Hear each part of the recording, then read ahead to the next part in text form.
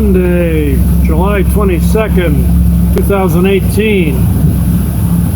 Cruising the Ottawa River.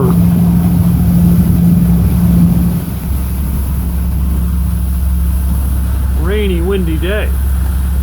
Wow. Quite a change from the hot, humid weeks we've been having.